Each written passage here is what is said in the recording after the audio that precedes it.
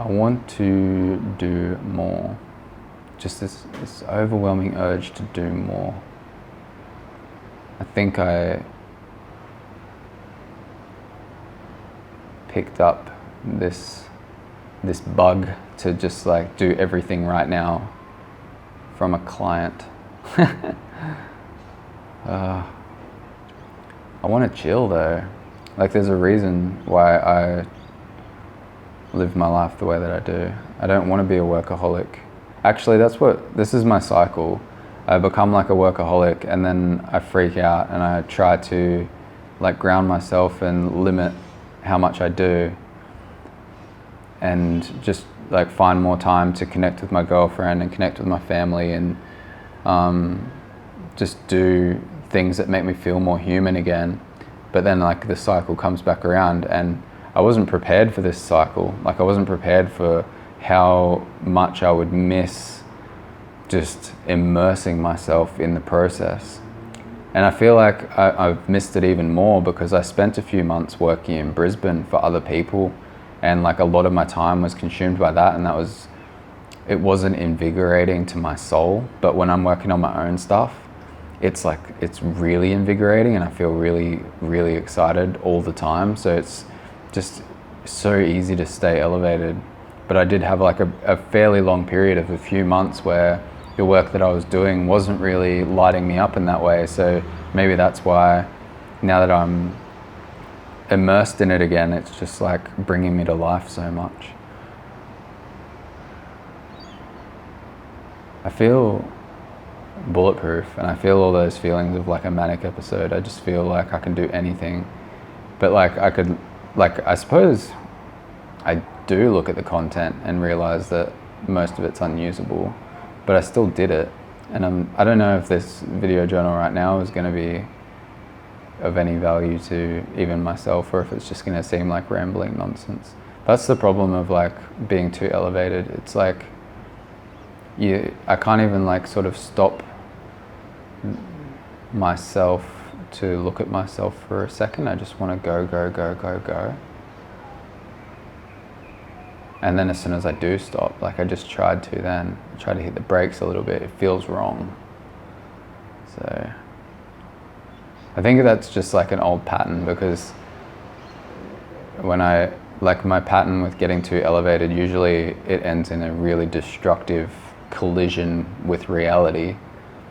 Whereas now I've learned to just ride these waves of elevation and come back down to earth nice and gently, but I still have like a kind of subconscious expectation that it's going to be a wipeout, but it's not. Like I've totally got this. I'm gonna stop after this video. The sun's gonna set, it's gonna be beautiful. I might go for a walk on the beach, depends when Amy gets home, and I'm just gonna ground myself. I might watch some mindless nonsense on Netflix or Stan. We've got both. We are those people that do that. But how can you not? Nah. I used to really judge myself for watching mindless trash, but now it's actually a very grounding thing, especially when like 95% of your time is spent in this really like elevated state and you're like trying to do all this crazy stuff. Like it's nice just to check out, and I think it's not unhealthy to do that a little bit. I think it becomes unhealthy when that's all people do. Like they come home from their mindless job and then they watch mindless trash, and like there's no space for any real transformation. And the only reason that I'm saying any of that stuff, I'm not judging anybody else. It's all about myself. It's all about like what I think about me and how I feel guilty for watching trash shows and stuff. And I watch a lot of shit that I've already seen as well, just because I get to a point where I'm literally like, I cannot deal with any new stuff in my brain. Like I just want to tune out. And I don't know, maybe watching Netflix and stuff isn't the most healthy way to do that, but it works. And you can't just like, you can't be all discipline and like meditation and all that all the time. I want some comfort. And that's something that I've noticed in myself as well. Like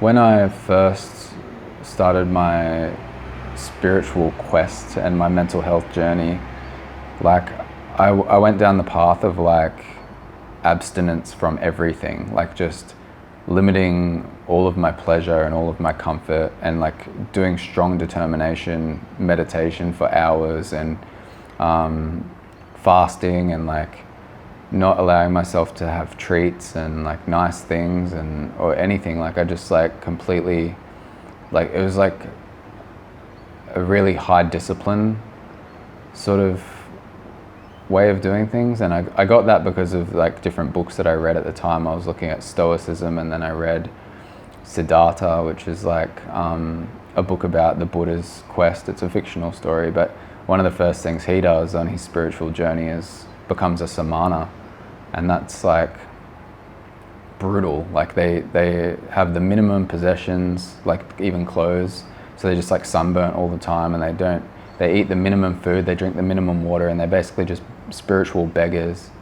And it's like brutal, but like they're doing that to get in touch with like God and the truth of reality. And like reality is, in their belief system, reality is suffering, and once you accept that sort of thing, I'm paraphrasing and butchering a tradition, and I hate when I do that, but it's just what I'm thinking in the present moment.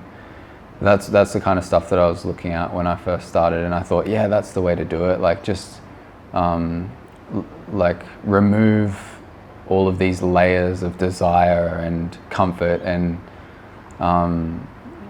just addiction and everything like that, because addiction was like the thing that was eating me alive. Like I was addicted to prescription drugs and alcohol,